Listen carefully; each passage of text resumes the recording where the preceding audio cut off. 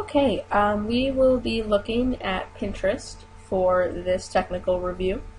Pinterest is a website that's pretty popular. It's also an app. Um, I think it would be categorized as social media, though it's got a lot more to it than just connecting with people. So I'm right here on the main website, and you can see that it is prompting me to either log in up in the corner or sign up. So the sign up is really simple and free, most importantly. So I can continue with Facebook. So if you already have Facebook, it'll let you log in through that. Or you can put in your email and create a password. It needs very little information. It prompts you down here that you can get the mobile app. We'll be talking about that in a minute. So it's very easy to sign up. In the background, it kind of shows you what Pinterest looks like with different images that people have posted. So because I am already signed up for it, I'm going to go ahead and log in. Remembers me. Once I log in, it's going to take me to what you can kind of think of as my news feed. What it's doing here is just telling me what different people that I'm following have posted. So as you can see, there are a variety of different things. I think it takes a little bit for the eye to get used to because there's so much going on the screen, and they've revised this a little bit over the past few years. But as you can see, just mostly pictures with short descriptions. What it does is most of these will link you somewhere. So you'll see, for instance, let's see, a picture of this ring.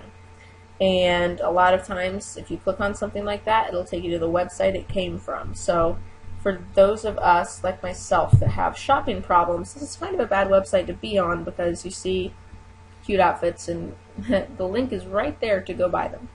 So that's what you'll see on your home page. Now, Pinterest is made up of what these are, which are called pins, and you can put them on different boards. So I will go to mine and just show you my different boards.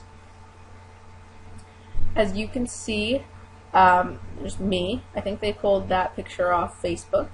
And then you can put a little bit of a description of yourself. A lot of the people that it'll prompt you to follow are your Facebook friends. So if you've somehow connected your Facebook to it, then it'll pull from there and suggest people, friends of yours, for you to follow. But in addition to that, it is a social media website because you're connecting with other people that you perhaps haven't met. Maybe you have common interests with them, and I'll show you how to do that in a little bit. So right here you can create a board, and I have 29 of them, and they really range. So I've got anything from cooking to home design, language classroom, just funny stuff. I love Christmas. Here's all the things I shouldn't be buying. I'm a neat freak, so it shows you ways to organize. So it really varies all over the board. No pun intended. So you can create anything you want. Once you've created the board, you go ahead and start putting pins on it. So I'm just going to choose one. Oh, I should mention you can have secret boards. So as you can see, my secret board that my boyfriend can't know about is my wedding board. So it's got all kinds of rings and ideas that might happen in a hypothetical world. But more often than not, these boards are public. People are able to see them and copy your pins. So I'll show you that in a moment. So we'll just go here to always a bridesmaid. I've been a bridesmaid 7 times in the past couple years, so that's fun. So I've pinned all kinds of different ideas, like right here. This website where you can buy bulk candy in all different colors or all of one color. So that's something I pinned kind of for later use. Maybe later on, one of my friends is going to have a pink wedding and she's going to want all pink Starburst.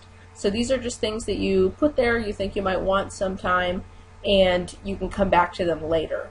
This is true too of recipes. A lot of people use it for that. You can see I have a few different boards of recipes. We have boards of, let's see, a lot of them are do-it-yourself, like home projects. So those are boards. Now we'll talk about following people. So you can follow the people that you already know that it will suggest to you. But in addition to that, you can follow other people that you haven't ever met.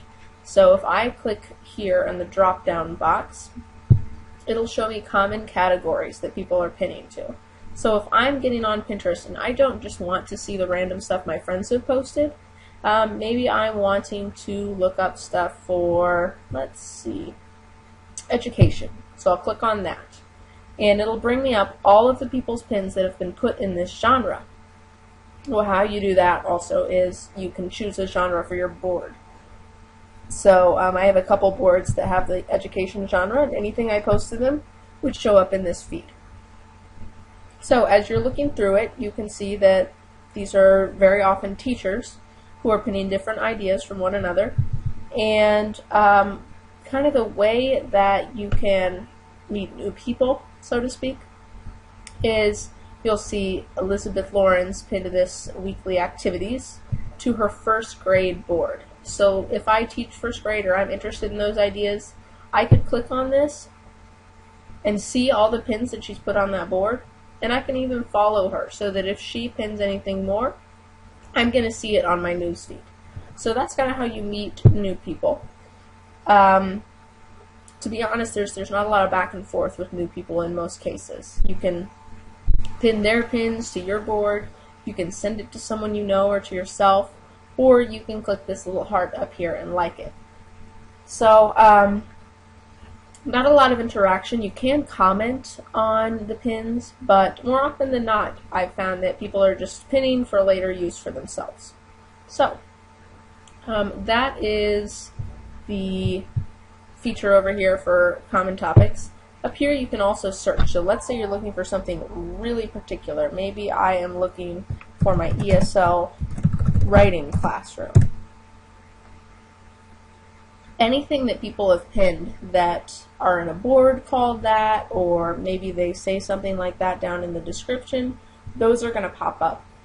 So as you can see, all kinds of people have different pins for ESL ideas, and that kind of brings me to the application for teaching. So to me, the most useful application for teaching is exactly this, to pull ideas from other teachers.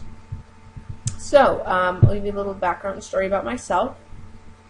After I graduated from the U of I in 2011, I had graduated with a bachelor's in Spanish.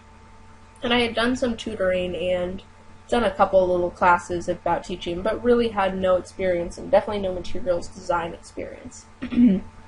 So I had an old teacher, an old high school teacher, call me up and say that one of the Spanish teachers from my high school had gotten in a car accident and would be out for probably a long time. And none of the substitutes actually spoke Spanish. So he said, would you be interested in coming and filling in for him as long as he's gone? And it was kind of overwhelming. There was 115 students, and just taking on those 3 classes at once with no lesson plan, no notes from him, nothing. But I thought, you got to take a risk, so I did it. This was when Pinterest was starting to get popular, so this was like fall of 2011.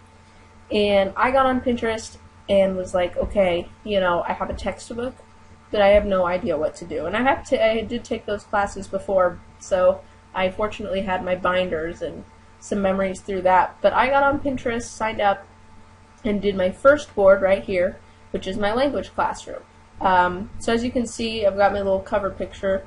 Is a teacher saying, "It's the weekend. I do not know you. You do not exist."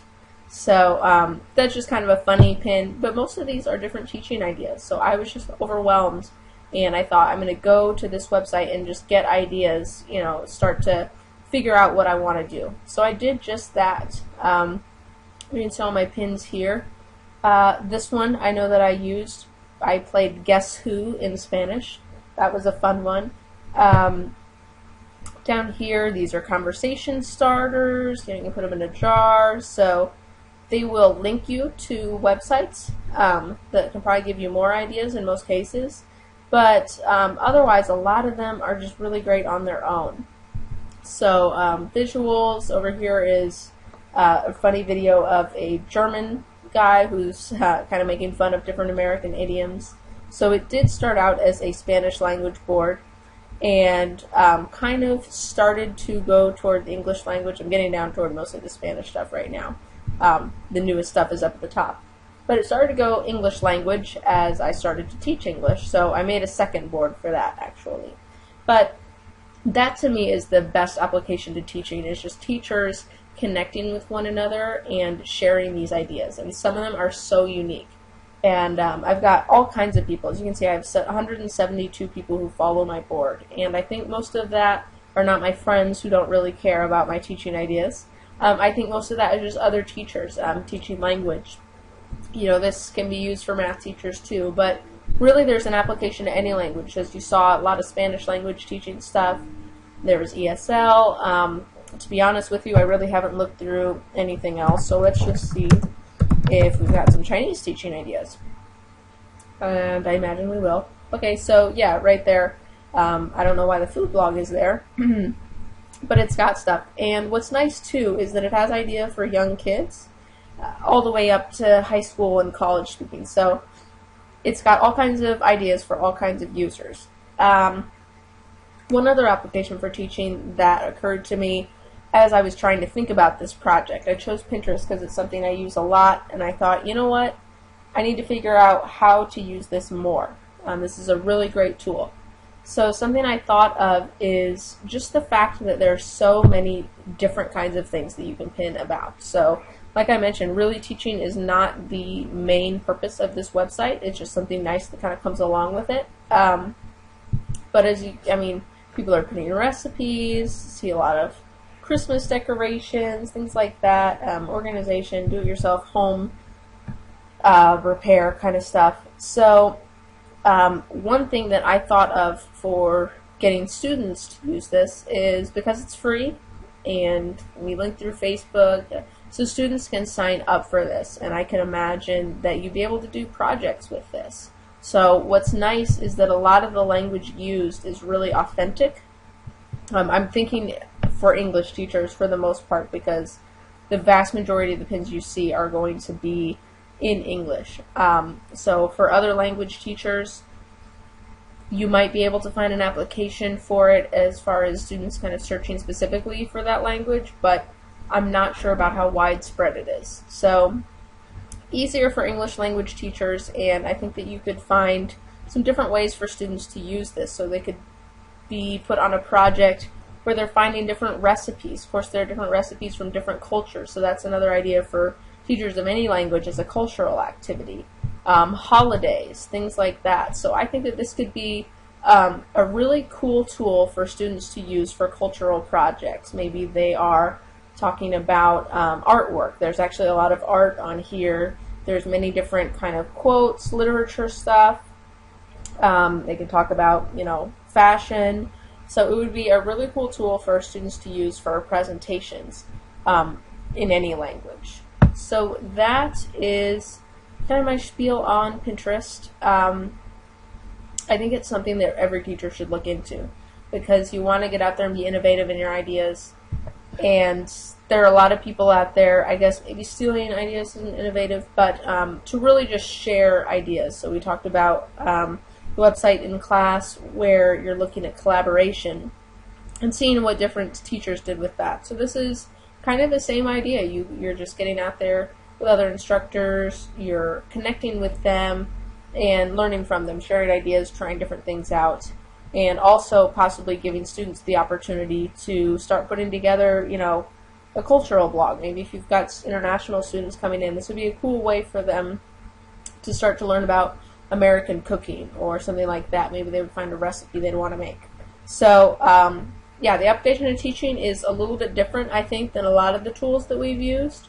And a lot of the tools that people are going to be looking at, but I still think that it's there, and I think that it's really great for instructors not only to find tools to use in the classroom, but also outside of the classroom in order to better what we're doing for our students.